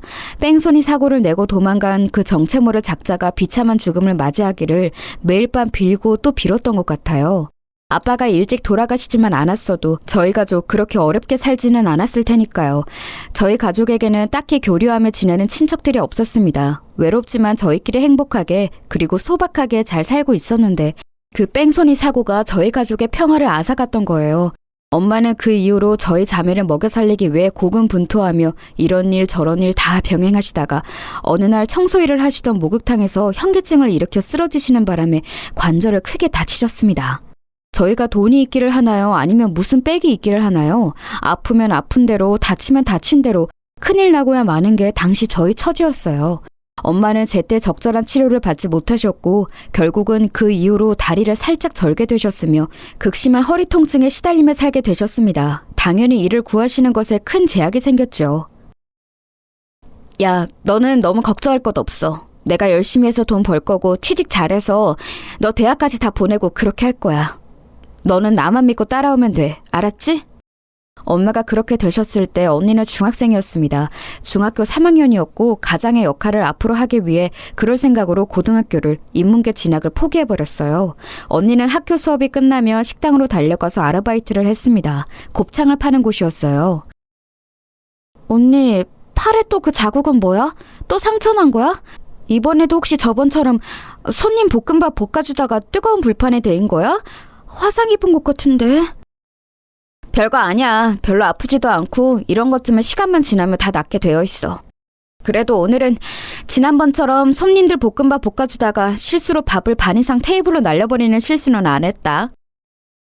그건 언니 실수라기보다는 어쩔 수 없는 일이라고 내가 말했잖아. 일하다가 보면 그럴 수도 있는 거지. 게다가 언니는 거기서 일하는 사람들 중에서 혼자 학생이라 어리고 경력도 얼마 안 되는데 남들처럼 잘하기를 바란다면 그건 사장이 이상한 거야. 아유, 그래도 동생이라고 이 언니 편 들어주는 거야? 이래봬도 내가 점점 실력이 발전하고 있으니까 너무 걱정하지 마. 잔실수가 많은데도 인내심 가지고 나를 안 자르시는 것만으로도 나는 사장님께 감사하고 있어. 일을 다닐 때가 있다는 것만으로도 감사하는 마음으로 그런 자세를 갖고 일해야지. 무척 힘든 나날이었을 텐데 언니는 불평불만을 하기보다는 주어진 것에 감사할 줄 아는 사람이었던 것 같아요. 늘 긍정적으로 힘을 내려고 했고 저에게 그 기운을 나누어주고 싶어 했었어요. 언니하고 저는 성향이 미묘하게 다른 자매였습니다. 언니가 어떻게든 좋은 생각만 하면서 힘을 내려고 했었다면 저는 분한 심정으로 일을 갈면서 목표를 세우고 나아가는 쪽이었죠. 만약 저희 가족이 경제적으로 풍족했다면 아빠가 돌아가셨다고 해서 저희가 큰 영향을 받고 무너지지는 않았을 거라는 생각이 들었어요. 이게 다 원래 지지부진하게 살고 있었기 때문에 벌어진 비극으로 생각이 되었던 것이죠. 저는 냉정하게 제 공부 수준을 평가했습니다. 내가 대학 입시 직전까지 죽도록 노력하고 거기에 만약 운까지 따라준다면 대략 이 정도 수준의 대학들에 갈 수 있겠구나. 최고라고 불리는 것들은 아니니까 나는 다른 부가적인 것들을 키워가면서 노력할 필요가 있겠어. 친구도 잘 사귀고 남자도 잘 만나야 돼. 이런 것들까지 미리 신경 쓰고 관리를 해야 내가 성공해서 살 수 있는 거야. 지금 생각해보자면 저는 계산기를 꽤 두드릴 줄 아는 아이였던 것 같네요. 무서우리만치 현실적이었으며 그러면서도 목표와 이상을 높게 두었었죠. 그래서 점차 언니하고는 갈등을 빚게 되었어요. 가치관이 너무 달랐거든요. 언니는 정직하고 성실하고 착하게 살면 그것이 능사라고 여겼습니다. 하지만 저는 그렇게 보지 않았어요. 언니가 고생한 거, 노력한 거 다 알아. 그치만 언니가 그렇게 산다고 해서 나한테 훈계하고 잔소리할 자격은 없어. 내가 뭐든지 계산적으로 행동하며 사는 것 같다고? 그게 뭐 어때서? 내 눈에는 손해보면서 살더라도 더불어 같이 사는 게 좋다고 여기는 언니가 특이하고 이상하게 보여. 아빠를 억울하게 잃었고 엄마가 고생만 하다가 저렇게 됐는데 언니는 세상을 어떻게 동화처럼 바라볼 수가 있어? 어느 날 언니와 감정적으로 싸우던 와중에 저는 모진 소리까지 뱉고 말았죠. 그러자 언니가 상처받은 눈빛으로 절 쳐다봤는데 저는 사과하지 않았어요. 그때부터 서서히 자매 관계가 멀어지기 시작했었죠. 저는 죽도록 노력해서 제 선에서 한계치라고 할 수 있는 대학에 입학하는 데 성공했고 그때부터 친구들을 철저히 고르며 사귀었어요. 제 미래에 도움이 될 만한 애들하고만 어울려 다녔죠. 저희 집이 가난한 거 웬만한 애들은 다 몰랐어요. 제가 일부러 사치에 관심 없고 검소한 걸 좋아하는 사람인 척 늘 그렇게 연기를 했으니까요. 정보를 잘 얻어서 저는 좋은 회사까지 들어가는 데 성공했습니다. 언니는 이때 사람 좋고 착하지만 집안은 정말 가난한 형부를 만나서 결혼을 전제로 연애 중이었죠. 엄마가 허리 통증으로 결국 수술을 받으시게 됐는데 그 비용 거의 다 제가 부담했습니다. 좋은 회사에 다니며 돈 관리를 철저히 했기에 가능했죠. 저는 그때도 생각했어요. 언니보다 제가 잘났고 제가 옳은 것이고 더 성공한 인생이라고요. 이제 보니까 그런 생각에 사로잡혀서 집착하고 있었던 것도 같네요. 저는 어느새 남들이 인정할 만큼 성공한 인생이 아니면 실패한 것이라고까지 생각하고 있었습니다. 각고의 노력 끝에 저는 집안 좋은 남자를 만났고 결혼하는 것까지 성공했어요. 제가 집안 배경은 무척 부족했지만 학벌이 제법 괜찮았고 학점 관리가 수준급이었고 무엇보다 좋은 회사에 재직 중이었기 때문에 명함을 들이밀 수 있었습니다. 잘 사는 집안 며느리 자리에 들이미는 명함이었죠. 엄마는 제가 너무 차이나는 집안과 결혼하는 거 아니냐고 걱정하셨는데 제가 기가 막혀 했습니다. 엄마, 이제 다 같이 팔자 펴는 일만 남았는데 웬 헛소리를 하는 거예요? 잠자코 계세요. 괜히 일 그르치지 마시고요. 저는 무조건 기회를 놓칠 수 없다는 생각뿐이었죠. 결혼을 하는 것에만 혈안이 되어 있었거든요. 참고로 남편은 3남매 중 둘째입니다. 첫째인 신우이는 이름 대며 대부분이 알 법한 기업의 며느리로 시집을 갔어요. 남편은 유학파 출신으로 자기 회사를 창업해서 운영 중이었고요. 시동생은 대기업에 재직 중이었습니다. 시아버지께서 워낙 집안이 좋으셔서 온 가족들이 옛날부터 많이 누리고 배우고 그러면서 살아온 모양이었어요. 그런데 특이한 점이라면 시어머니께서 시아버지의 재혼 상대이셨다는 건데요. 시어머니께서는 평범하디 평범한 집안에서 나고 자라셨고 집안의 장녀라서 식구들을 챙기다 보니까 결혼을 못하고 나이만 꽤 드신 채로 서비스 직종에 종사하고 계시다가 매장에 손님으로 오셨던 시아버지를 만나게 돼서 재혼까지 하신 거라고 했어요. 참고로 남편의 생모께서는 막내인 시동생이 갓 20살이 됐을 때 심장마비로 돌아가셨다고 했습니다. 아, 그래서 엄마와 자식 간의 사이가 왠지 모를 거리감이 느껴졌었던 거구나. 자식들이 다 큰 다음에 재혼하신 계모이셨어. 제가 남편을 종용해서 굳이 시어머니께 잘 좀 해드리라고 그럴 필요는 없을 것 같았어요. 저야말로 이제 알아서 제 밥그릇이나 챙겨야 할 것 같았으니까요. 시댁의 이모저모를 파악하고 있던 제 눈에 단연 들어온 상대는 바로 동서였습니다. 동서는 시댁만큼은 아니더라도 꽤 유복한 집안 출신이었고 조용하고 과묵한 시동생에 비하자면 지나치게 외향적인 인물이었죠. 늘 자신감 넘치는 표정, 오만한 말투 이런 것들을 마주할 때면 솔직히 저는 주눅이 들었어요. 저게 바로 제가 후천적으로 만들어내고 흉내낼 수 없는 진짜 배기 같았죠. 타고난 부잣집에서 나고 자라며 저렇게 굴 수 있는 걸까 싶어서 솔직히 속으로 처음에는 부러워했습니다. 다 마신 물컵을 아무렇지도 않게 시어머니께 전달드리면서 치우세요라는 눈치를 보내는 동서를 목격했을 때는 엄청 놀랐었지만 굳이 놀란 티를 내진 않았고요. 가만히 물컵을 치우는 시어머니를 보면서 제가 앞으로 어떻게 처신해야 할지를 열심히 계산했었네요. 기묘한 줄다리기를 이어가듯이 그렇게 지냈던 것 같아요. 그러던 어느 날 다 같이 온 식구가 주말에 모였을 때였는데요.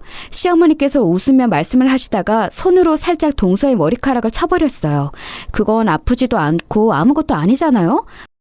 그런데 동서가 인상을 휙 쓰면서 시어머니를 째려보더니 잠시 후 아무도 몰래 거실과 밑창으로 시어머니의 발등을 꾹 한번 눌러박는 게 아니겠어요? 하필 이런 것들을 저만 목격했기에 저는 표정 관리하느라 애를 썼죠. 그러다가 다들 각자 대화를 나누느라 어수선한 분위기일 때 시어머니와 동서가 단 둘이 이동하는 모습을 봤습니다. 복도 끝방으로 들어가더라고요. 제가 그걸 따라가 봤죠.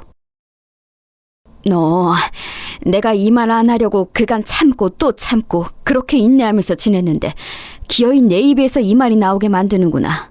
너 혹시 내가 새엄마라고 계모라고 우습게 보는 거니? 그래서 나 만만하게 여기는 거야? 왜 그렇게 생각을 하셨어요? 저는 전혀 어머님을 그렇게 여긴 적 없는데요? 착각하신 거예요. 어머님 스스로가 계모라는 사실 때문에 열등감 품고 계셔서 지금 이러시는 거 아닌가 모르겠네요. 집안도 변변치 않으시니 열등감 품으실 요소는 많죠. 들려온 대화 내용에 제가 깜짝 놀라서 얼른 손으로 입부터 틀어막았어요. 자칫 숨소리를 들켰다간 안 될 것 같았거든요. 무엇보다 저는 이 현장을 더 엿듣고 싶다는 마음이 있었죠. 그래서 숨을 숙인 채 문의 귀를 아예 바짝 갖다 대고 대화를 계속 엿들었습니다. 네가 되도 않게 말장난을 치면서 오리발을 내미는구나. 끝을 모르고 어른 앞에서 이렇듯 맹랑하게 구는 거 고쳤으면 해. 아버님 앞에서는 적당히 조절 잘하니까 너무 걱정하지 마세요. 제가 알아서 합니다. 뭐라고? 네가 이러고도 나를 무시하는 게 아니라고 당당히 굴 수 있는 거니? 아, 진짜. 왜 자꾸 피곤하게 구세요? 젊은 며느리가 당돌하게 좀 굴 수도 있는 것 같지고 어머님 같은 여자끼리 너무 꽉 막히게 구시는 거 아니에요? 제가 말씀 좀 공손하게 안 드린 것 말고 또 어머님께 뭘 그렇게 잘못을 했나요? 저야말로 어머님께 제가 왜 밉보였는지 그게 참 의문이네요. 저를 싫어하셔서 일부러 안 좋게 색안경 쓰고 바라보시는 거 아닌지요? 지금도 이것 봐! 너는 전혀 나를 공경하지 않고 있어. 네가 뭘 그렇게 잘못을 했냐고? 네 가슴에 손을 얹고 생각을 해봐라. 너는 항상 네 친정 쪽으로만 내 아들을 끌어갔지. 이걸 네가 아니라고 말할 수 있을까? 주말이든 언제든 친정이 우선이고 네 시댁은 항상 후순위로 두었잖아. 결혼할 때 시댁에서 지원받고 돈 받고 이런 것들은 잘만 받아놓고서 신혼여행 가서는 전화 한 통도 안 했었지. 명절에는 아프다는 핑계 대면서 내 아들만 항상 먼저 여기로 보내고 너는 지각하기 일쑤였어. 그러면서 늘 사과는 내가 아니라 내 남편에게만 하더구나.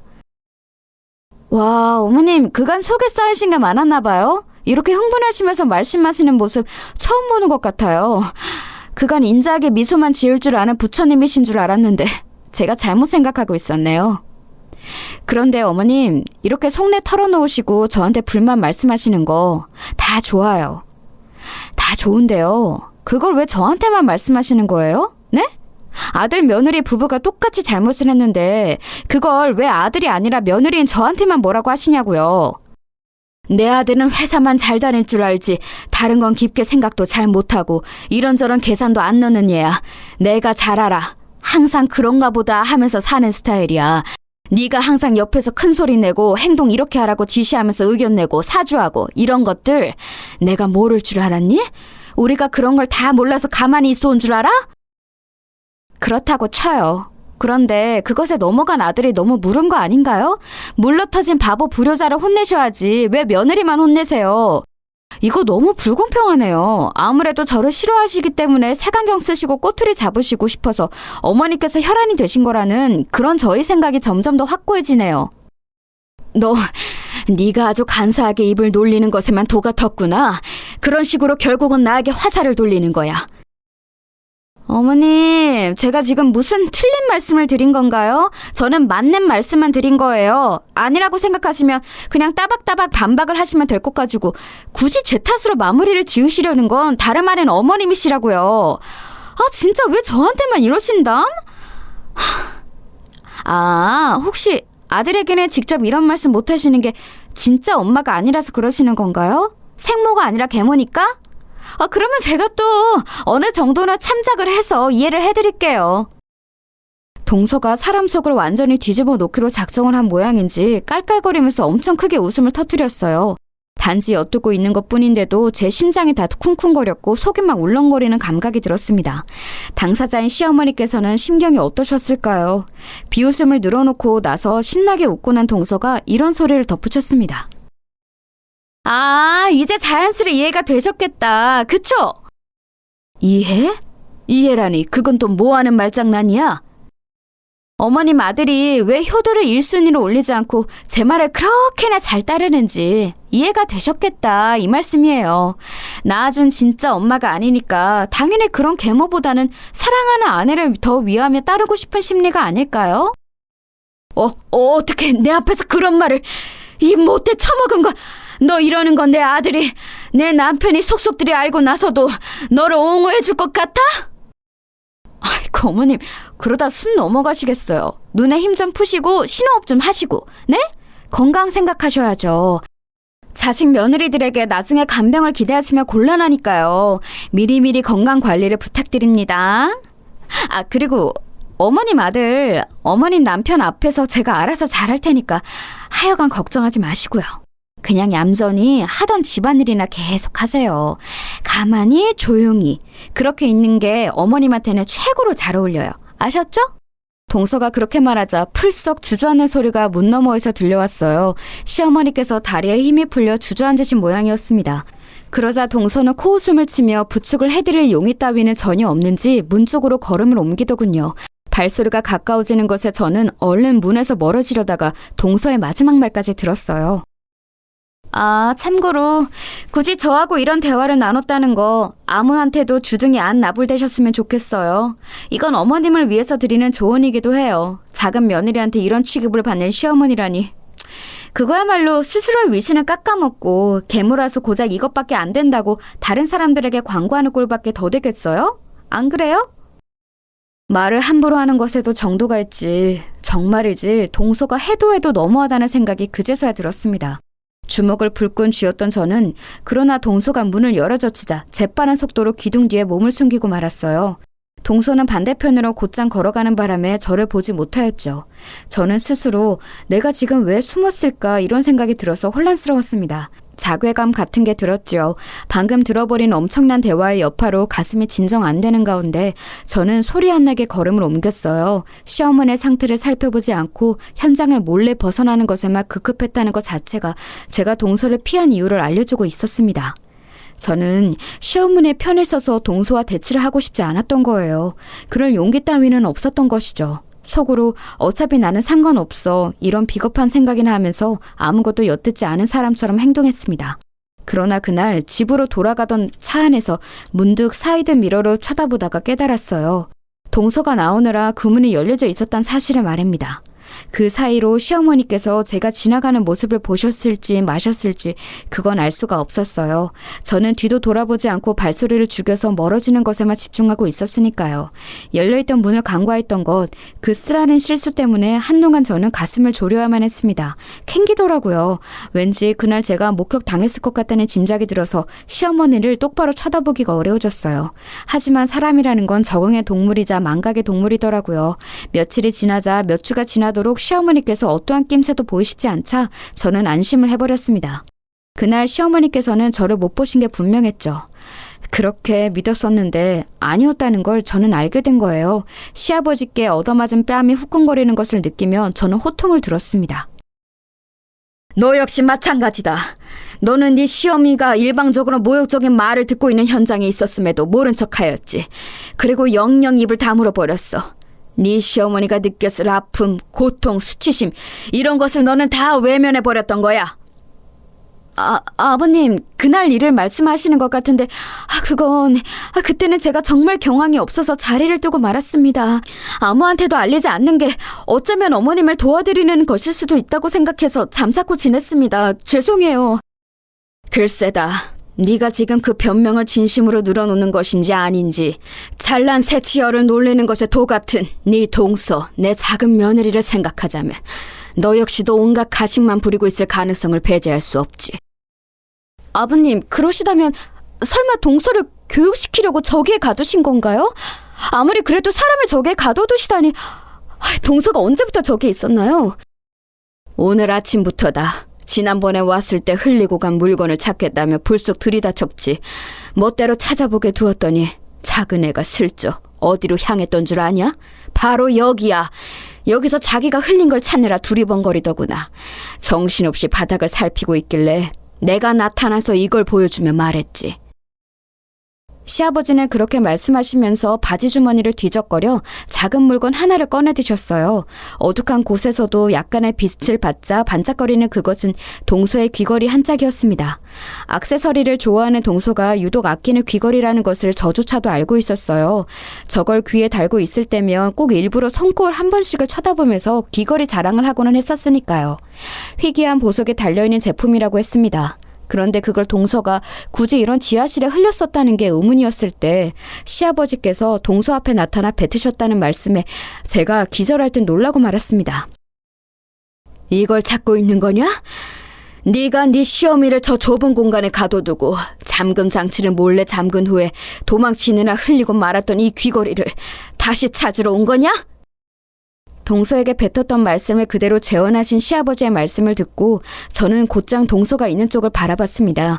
굳게 닫혀있는 문 너머에서 동서의 떨리는 숨소리가 들려왔어요. 동서가 시어머니를 저기에 가뒀었다니 가히 충격적인 이야기였습니다. 동서, 지금 아버님께서 하신 말씀 정말 사실이야? 동서가 어머님을 거기에 가뒀어? 언제? 왜? 어쩌다가? 그건 있을 수 없는 일이잖아. 해서는 안 되는 짓이잖아. 저도 후회하고 있어요. 후회하고 있다고요. 제가 그날 유기농 채소 좀 얻으려고 들렀는데 어머님께서 혼자 계셨어요. 근데 제가 비닐팩 어디에 있냐고 그걸 여쭤봤는데 자꾸 대답을 안 하시고 저를 무시하시는 거예요. 열받아서 혼자 비닐팩 챙겨다가 채소 담으려고 했는데 암만 해도 비닐팩이 어디 있는지 안 보였어요. 부엌 살림을 들여다본 적이 있어야 알든가 말든가 하죠. 안 보여서 짜증난 와중에 어머니께서는 계속 저를 무시하시고 할 일 하시더니 뭘 챙기시려는지 쟁반 들고 여기 지하실로 향하시더라고요. 제가 따라가면서 말씀을 건네봤지만 그래도 자꾸 무시를 하시길래 이 안에 들어와서 뭘 한참 찾고 계시는 뒷모습을 보자 저도 모르게 그냥 문을 확 닫고 잠금 장치까지 걸어버렸어요. 진짜 홧김에 그랬던 거예요. 작정한 건 아니었어요. 동서! 홧김에 그랬다고 쳐. 동서가 워낙 다혈질이니까 순간적으로 그럴 수는 있어. 그래도 얼른 문을 열었어야지.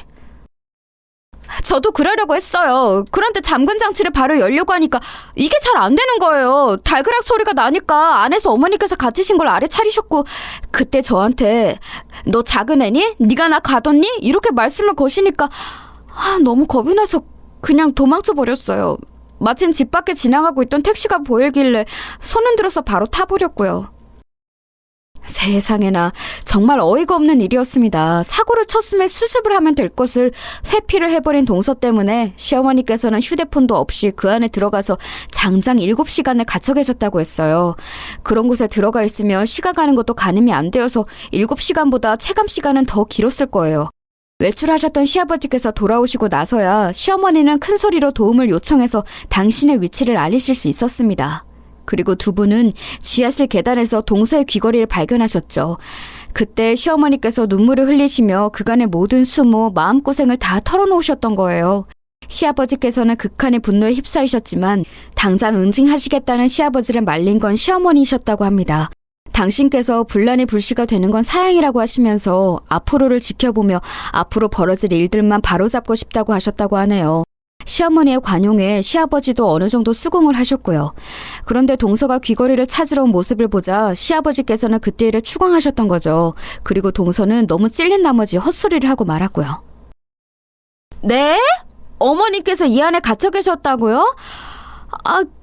글쎄요. 제가 무의식적으로 저기 잠근 장치를 걸었었나 안 걸었었나 그건 확실히 잘 모르겠는데 다른 것도 아니고 집에 있는 지하실이니까 그래도 어머니께서 많이 무서워하지는 않으셨을 거예요.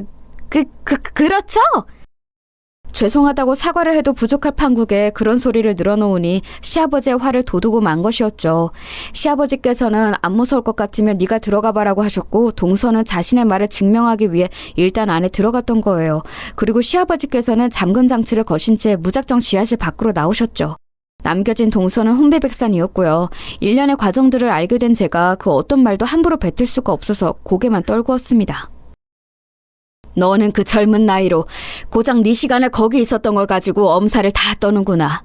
너보다 훨씬 나이가 많고 심약한 네 시어머니는 7시간을 훌쩍 넘기도록 그 안에 갇혀 있었고 내 도움으로 나왔을 때는 사지를 떨고 있었으나 너에게 당장 응징하겠다는 나를 열심히 더 만류하였어. 앞으로 너에게 기회를 주고 싶다고 말하는 그런 너의 시어미를 네가 반의 반이라도 따라갈 수 있을까? 나는 없다고 본다. 그리고 큰애 너도 마찬가지다. 작은 애가 야비하다면 너는 비겁하기 짝이 없어. 너 역시 할 말이 없어야 마땅해. 시아버지의 말씀 앞에서 저는 진심으로 입이 10개라도 뱉은 말이 없어졌어요. 그 어떤 그럴싸한 변명을 내놓더라도 제 비겁한 행적이 지워지는 건 아니었으니까요. 숙연하게 고개를 떨구고 있던 그때 문 너머에서 동서의 흐느끼는 목소리가 들려왔어요. 아버님, 잘못했습니다. 제가 그간 오만방자했고 건방졌고 주제 넘었고 못되게 굴었습니다. 그러면 안 되는 거였는데 제가 부족한 인성 때문에 잘못을 저질렀어요. 죄송해요. 어머님께도 정식으로 사과를 드리겠습니다. 제가 조금 놀라서 시아버지를 쳐다봤어요. 동서의 목소리, 그건 들어본 적 없이 진실된 음성이었어요. 그것을 시아버지께서도 느끼신 건지 무표정했던 얼굴에 묘한 기운이 감도는 것이 보였습니다. 잠시 후 시아버지께서는 잠근 장치를 열어주셨어요. 그러자 눈물에 젖은 얼굴로 동서가 힘없이 안에서 걸어 나왔습니다. 동서는 재차 시아버지 앞에서 다시는 건방진 언행을 하지 않겠다고 맹세를 하였으며 시어머니께 따로 정식 사과를 드리겠다고 다짐했습니다. 그리고 저 역시 앞으로는 진심을 다해 시어머니를 공경하는 며느리가 되겠다고 시아버지 앞에서 약속을 드렸어요. 사죄를 하는 며느리들을 두고 시아버지께서는 깊은 한숨을 내쉬셨습니다. 너희들의 잘못이기에 앞서서 내 아들들의 잘못이지. 이 불효자 놈들 정신 똑바로 안 차리면 이제 국물도 없다. 전 재산을 사회에 기부하는 한이 있더라도 그것들에게는 한 푼도 내 돈을 물려주지 않겠다고 선언을 해버리는 수밖에. 제가 화들짝 놀랐는데 제 옆에서 동서는 놀라다 못해 거의 실신할 지경으로 보였어요. 저는 그때 알았죠. 동서가 알아서 시동생의 시큰둥한 태도로 바꾸어 놓을 것이라고요. 저 역시도 남편하고 옳게 마음을 다잡고 잘 해나가야겠다는 생각이 들었으니 시아버지께서는 좋은 수단을 쓰신 걸지도 모르겠습니다. 여행에서 돌아오신 시어머니를 동서가 먼저 따로 찾아뵈었어요.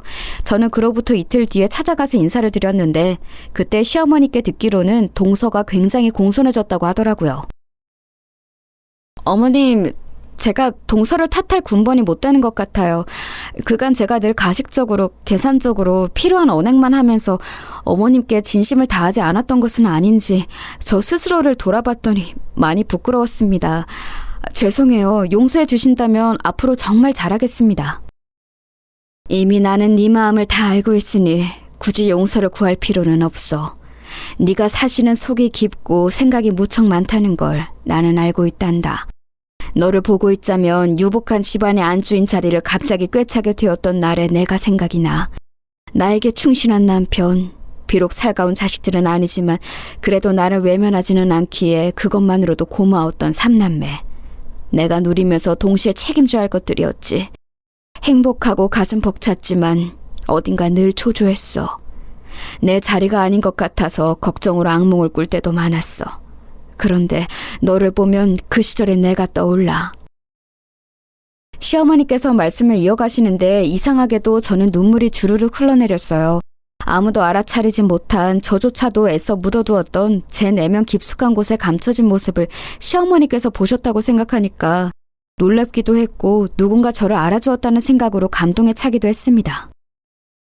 그네야, 인생을 내가 지금까지 살아보니까 내가 사랑하는 사람들도 정말 소중하지만 나를 사랑해주는 사람들만큼 고마운 존재들은 없더라. 누군가에게 사랑받는 것은 정말 어려운 일이더라. 그런 존재들에게 늘 감사해야 돼. 그래야 인생이 더욱 가치 있어지고 의미 있어져. 저는 시어머니께서 왜 그런 말씀을 하시는지 알 것 같았어요. 고민하던 저는 오래간만에 언니를 찾아갔습니다. 자매가 단 둘이 마주 앉으니까 좀 어색하더라고요. 사는 이야기부터 조금씩 나누면서 그렇게 대화를 풀어갔어요. 그리고 저는 언니에게 미안하다는 말을 건넸죠. 늘 제가 옳다고 생각하며 언니의 모든 것을 깎아내리고 얕잡아 보았던 것. 스스로가 그랬던 것을 저는 너무나도 잘 알고 있었기에 그 점들을 솔직하게 고백하고 언니에게 사과했습니다. 그런데 사실은 언니, 나는 언니가 부러웠던 걸지도 모르겠어. 나는 세상을 원망하지 않으면, 성공을 목표로 삼지 않으면 하루도 제정신으로 버티기 힘들어서 일부러 악바리처럼 굴었는데 언니는 그런 게 없어도 늘 하루하루를 여유롭게 웃는 얼굴을 살았으니까 그런 게 진짜 강인함이라고 생각했었던 것 같아. 그래서 나는 어쩌면 언니한테 질투가 나서 더욱 모진 말을 뱉었었나 봐. 제 진심 어린 사과를 들은 언니는 깜짝 놀라더니 무척 고마워했어요. 용기를 내어서 사과를 해준 것이 대단하다며 저를 축켜 세워주었죠. 나이가 들고 나서도 언니는 언니이고 동생은 동생인가 보더라고요. 저에게 칭찬해주는 언니를 보니까 제가 누군가의 동생이라는 게 실감이 나서 간만에 순수한 미소가 제 입가에 지어졌습니다. 저는 그 자리에서 언니의 심경 고백을 처음으로 들어봤어요. 나도 힘들었어. 어찌 보면 너와 마찬가지였을 거야. 힘들었고 세상이 미웠지. 아르바이트를 하면서는 들장맨 소녀 캔디 마냥 외로워도 슬퍼도 나는 안 울어 이러면서 씩씩하게 행동했지만 늘 아프고 힘들었고 화상 입은 곳들이 쓰라렸고 집으로 가는 길에는 엉엉 울었어. 버스비가 아까워서 집까지 늘 걸어 다녔던 그 밤들이 서글펐어. 그때는 몰랐는데 지금 휴대폰으로 지도앱을 켜서 거리를 환산해보니까 내가 매일 밤 아르바이트를 끝나고 4km를 집까지 걸어갔던 거였더라. 학교 끝나고 거기까지 걸어가서 6시간 근무를 한 뒤에 다시 4km를 걸어서 집까지. 와, 다시 지금 해보라고 해도 못할 것 같은데 고등학교 생활을 그렇게 했었네. 정말 힘들었고 괜찮은 척을 하지 않으면 더 힘들어질 것 같아서 스스로에게 주문을 걸었던 것 같아. 긍정적으로만 생각하며 살자고. 일부러 더 그랬던 거지. 언니의 말이 끝나자 저는 철이 들고 나서는 처음으로 언니를 품에 와라 끌어안았어요. 언니가 깜짝 놀라서 얼어붙어 있다가 제가 울기 시작하니까 자기도 막 울면서 저를 꼭 안아줬습니다. 이렇게 별거 아닌 대화로도 저희는 속마음을 확인할 수 있었고 사이좋은 자매가 될 수 있었어요. 그 이후로는 자주 교류하면서 엄마까지 세 모녀가 즐겁게 지냈죠. 다 시어머니 덕분인 것 같아서 저는 효도하는 며느리가 되었답니다. 남편한테 항상 시어머니께 잘해드리라며 잔소리 날리는 아내가 되었고요. 동서는 사실 곧장 큰 변화를 보인 건 아니었는데요. 차츰 사람의 기운이 괜찮아졌어요. 예전에는 항상 시향폭탄 같은 기운을 두르고 있었다면 이제는 호수를 운영하는 백조 같은 기운을 슬쩍 두르고 있었죠. 무엇보다 시어머니 앞에서 동서가 시건방지게 구는 일은 없었답니다. 잘못 꼬여 있던 탈해가 잘 풀려서 모두 잘 지내고 있기에 다행인 일상을 보내고 있어요. 앞으로도 순탄한 앞날만 펼쳐졌으면 하네요.